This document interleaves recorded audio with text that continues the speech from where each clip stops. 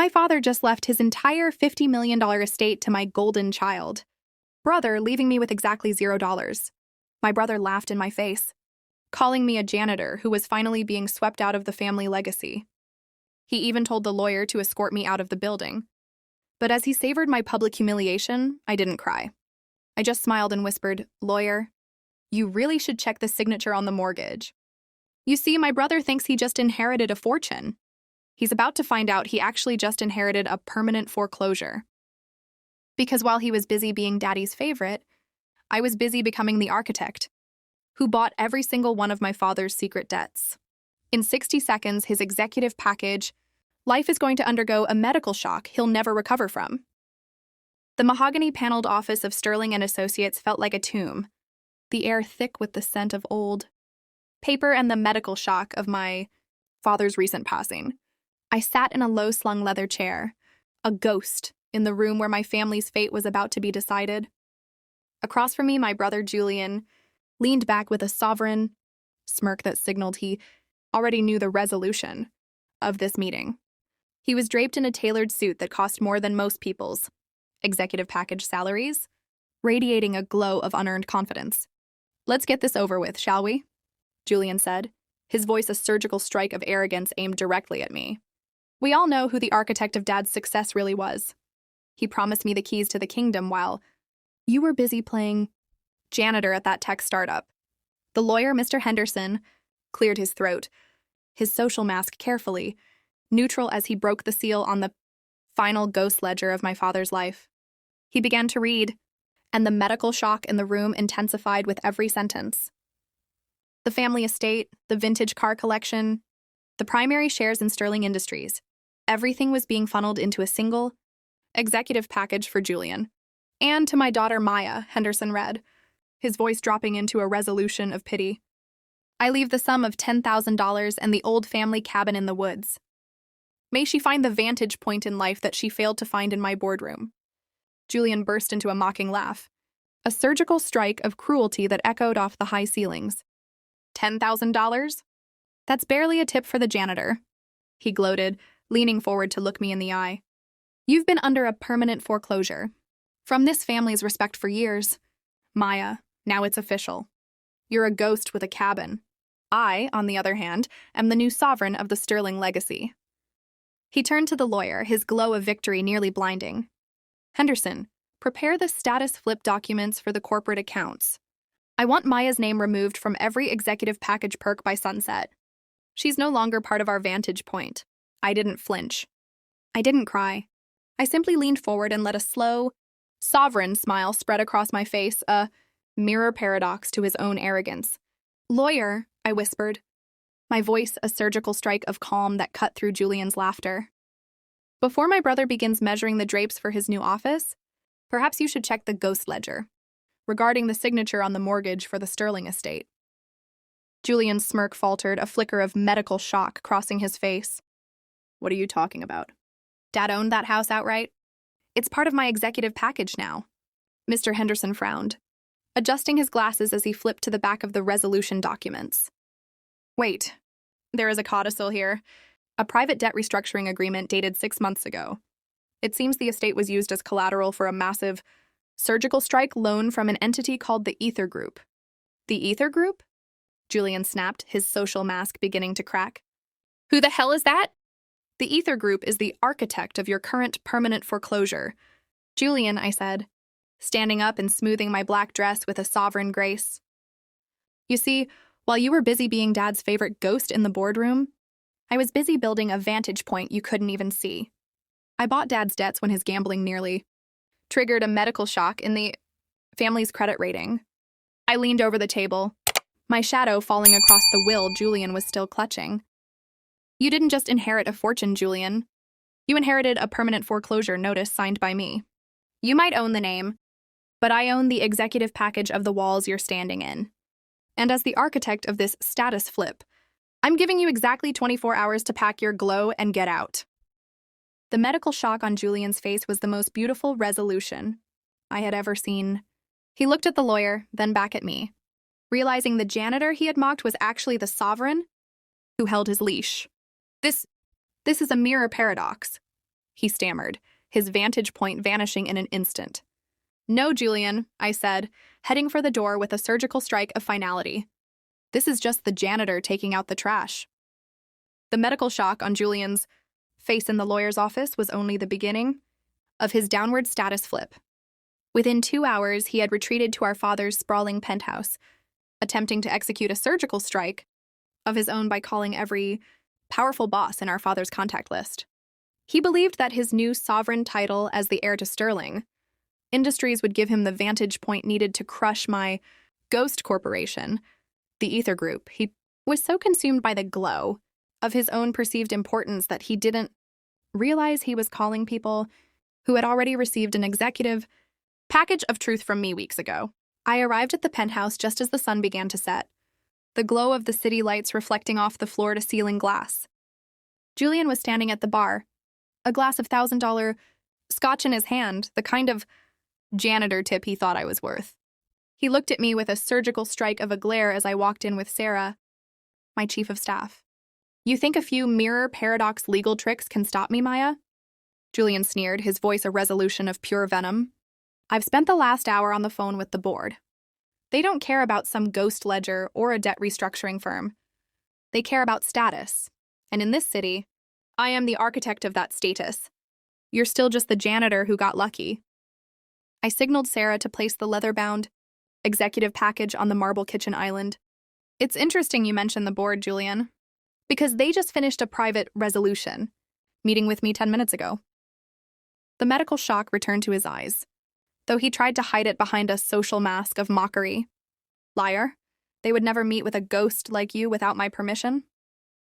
They didn't need your permission to save themselves from a permanent foreclosure, I replied, leaning against the counter with a sovereign calm. While you were gloating about inheriting the glow of the Sterling name, I was showing them the ghost ledger of how Dad actually ran this company into the ground. I showed them that Sterling Industries hasn't had a real vantage point in 3 years. It's been a mirror paradox of fake profits and hidden liabilities. Julian slammed his glass down, the liquid splashing onto the marble like a surgical strike of failure. You're trying to trigger a status flip you can't control. I am the CEO. Actually, the board just executed a permanent foreclosure on your appointment, I said, sliding a document toward him. They've accepted a surgical strike buyout from the Ether Group. As of 5 o'clock today, the Ether Group, which I own, 100% is the majority shareholder of Sterling Industries. Your executive package as the sovereign heir just underwent a resolution into a ghost position. Julian's social mask finally shattered. He lunged for the papers, his face twisted in medical shock as he read the names of the powerful bosses who had betrayed him. They can't do this. I have status. I have the will. The will gave you the glow of a dead man's dreams. Julian, I said, my voice a surgical strike of icy truth. But I am the architect of the living reality. You wanted to treat me like a janitor in my own father's house? Fine, then as the new sovereign of this property, I'm giving you exactly 10 minutes to pack your executive package of lies and leave. He looked around the penthouse, the vantage point he had spent his life coveting, and realized it was now under permanent foreclosure. The powerful boss was gone. Only a ghost of a man remained. You're really going to throw your own brother into the hallway? He whispered, the medical shock finally turning into a thin resolution of desperation. I'm not throwing you into the hallway, Julian, I said, walking toward the door as the glow of my new empire began to shine. I'm just putting a permanent foreclosure on your entitlement. You told the lawyer you wanted to give me a janitor's tip? Well, keep the $10,000. You're going to need it for the mirror paradox of a life you're about to live. As I stepped out, I heard the sound of a surgical strike, the heavy doors of the elevator closing on his world forever. The status flip was complete. The janitor was now the architect, and the billionaire was just a ghost in a room he no longer owned. The medical shock of being evicted from the penthouse didn't humble Julian. It only pushed his desperation into the realm of a surgical strike. By the following morning, he had hunkered down in a luxury hotel, suite paid for with the last of his personal credit, and began plotting a mirror paradox of his own. He believed that if he couldn't hold the sovereign throne of Sterling Industries, he would burn the entire empire to the ground.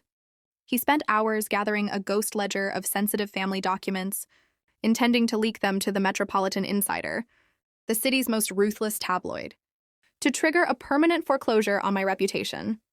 He thought he was the architect of a scandal that would ruin the Ether Group's glow. He sent a message to the lead editor, claiming he had an executive package of evidence proving I had manipulated our father in his final hours. He was so blinded by his need for a status flip that he didn't realize he was walking directly into a vantage point I had secured months ago. I was sitting in the high-backed chair of the Insider's editorial office when Julian burst in, a powerful boss scowl on his face. He was clutching a flash drive like it was a surgical strike weapon. He stopped dead, the medical shock returning to his features as he saw me calmly sipping tea while the editor-in-chief stood behind me like a janitor awaiting orders. "Maya, what the hell are you doing here?" Julian spat, his social mask slipping to reveal the ghost of his former confidence. "This is a private resolution meeting. I'm here to give this paper the real story of how you stole the Sterling Vantage. Point. I didn't even look up from my cup. You're late, Julian. The architect always arrives before the janitor has time to spread the dirt." Julian slammed the flash drive onto the desk, a surgical strike of pure spite. "I don't care what you've told them. This drive has the ghost ledger of the offshore accounts. Dad used to fund your Ether projects. When this hits the front page, your sovereign status will undergo a permanent foreclosure by the SEC. I finally looked at him, the mirror paradox of our lives never more clear. Offshore accounts? You mean the ones I created to protect the family from Dad's gambling debts? The ones that are perfectly legal and fully disclosed in the executive package I gave to the board?" Julian turned to the editor-in-chief. "Why are you just standing there? Run the story. This is the status flip of the year." The editor looked at Julian with a resolution of pity. "Mr. Sterling, you seem to be under a medical shock regarding the ownership of this publication. The Metropolitan Insider was acquired by the Ether Group last quarter as part of our media Vantage expansion." The silence in the room was a permanent foreclosure on Julian's last hope. He looked at me, then at the flash drive, then back at the editor. You bought the newspaper?" "I bought the Glow, Julian," I said, standing up and walking toward him with a sovereign poise. "I bought every hallway and every vantage point where you might try to hide. You thought you could use a surgical strike of lies to regain your status, but you forgot that I'm the architect of the very platform you tried to stand on." I picked up the flash drive and dropped it into my tea, the medical shock of the liquid sizzling against the electronics being the only sound in the room. "This ghost ledger is now just janitor trash. You have no more executive package allies. You have no more sovereign name. You are just a ghost haunted by your own greed." Julian slumped against the door frame, the medical shock finally breaking his spirit.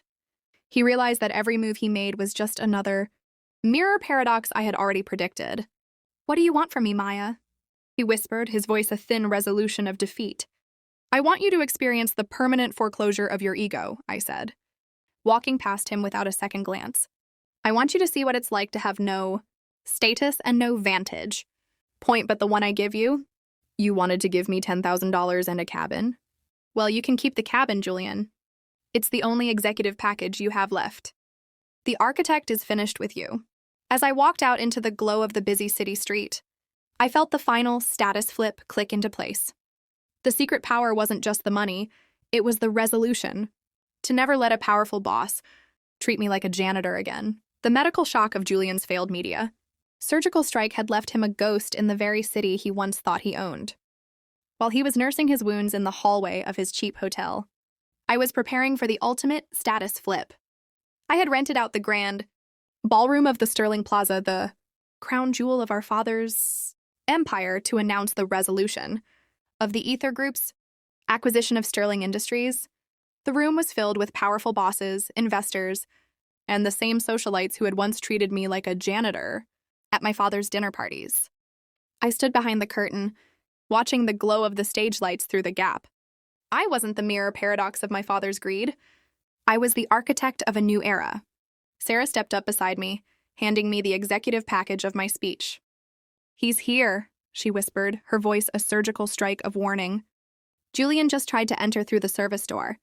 Security stopped him, but he's making a scene about his sovereign rights as the heir. Let him in, I said, a sovereign smile touching my lips. A status flip is only truly effective when the person being flipped has a vantage point of their own downfall. As I walked onto the stage, the medical shock of the crowd was palpable. They saw the ghost daughter standing as the new powerful boss of the Sterling legacy. Just as I began to speak, the back doors flew open. Julian stumbled in, looking like a mirror paradox of his former self, his suit wrinkled, his glow replaced by the frantic sweat of a permanent foreclosure on his sanity. "This is a fraud," Julian screamed, his voice a ghost of the authority it once held. "She's a janitor playing dress-up. This company belongs to me by sovereign right. Henderson, tell them! Tell them about the will." The room went dead silent, the medical shock turning into a surgical strike of public humiliation for my brother. I didn't stop him. I let him reach the front of the stage. Let every powerful boss in the room see the ghost he had become. "Julian," I said, my voice a resolution of calm that echoed through the ballroom. "The will gave you the name, but the ghost ledger gave me the assets. You are standing in a building owned by the Ether Group. You are speaking to a board that has already executed a permanent foreclosure on your entitlement. I am the architect of this family," he roared, but it sounded more like a janitor screaming at the tide. I signaled to the large screen behind me. A document appeared, the executive package of Julian's personal debts, including the surgical strike of his failed hotel payments and his gambling. Markers that I had quietly acquired. "You aren't the architect, Julian. You are the liability," I said, looking down at him from my sovereign vantage point. "And as of this moment, your status in this city is under permanent foreclosure. Security, please escort the ghost out of the building. He has a cabin in the woods to move into, and his 10-minute glow is over." The medical shock turned into a thunderous resolution of applause as Julian was led away, his social mask finally and completely shattered.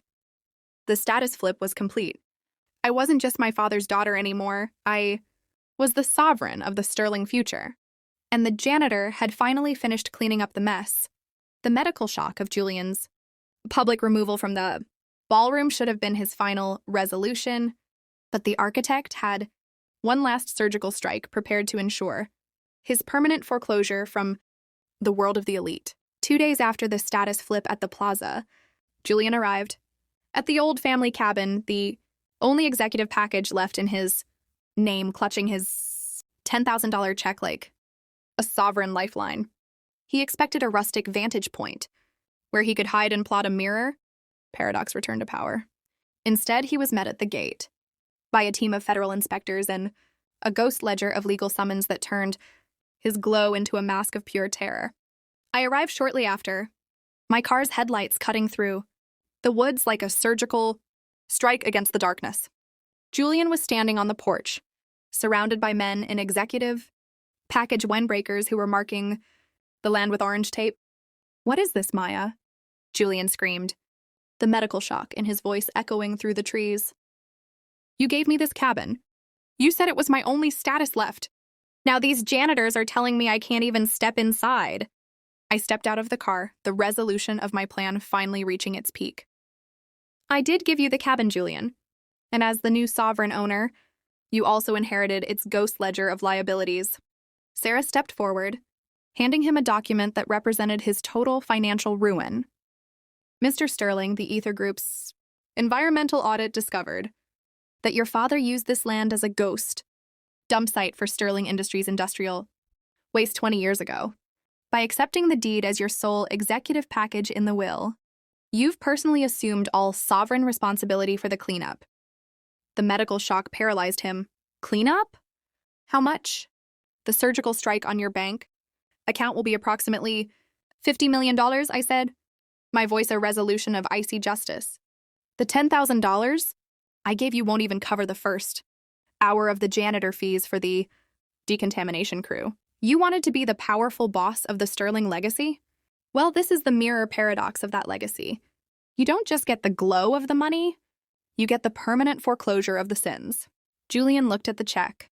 In his hand, the one he had mocked as a janitor's tip and realized it was now a ghost of a gesture. He had no vantage point left. He was now personally liable for a medical shock to the environment that would keep him in permanent foreclosure for the rest of his life. "You planned this," he whispered, his social mask finally melting away into a resolution of defeat. "You were the architect of this trap from the very beginning." "I was the architect of the truth." "Julian," I replied, turning back to my car. "You treated me like street garbage because you thought you were a sovereign. Now you get to spend the rest of your life cleaning up the actual garbage our father left behind. The status flip is complete. You aren't a billionaire. You aren't an heir. You are just a ghost with a debt you can never pay." As I drove away, I saw the glow of the investigators, flashlights illuminating the wreckage of Julian's life. The financial ruin was the only surgical strike that could truly end his arrogance. The janitor was gone, and the architect was finally free. The medical shock of the Sterling family's collapse had finally settled into a quiet resolution for the rest of the city. 1 year after the status flip, Sterling Industries was no longer a ghost of its former self. Under the Ether Group's sovereign leadership, I had transformed it into a global architect of green energy.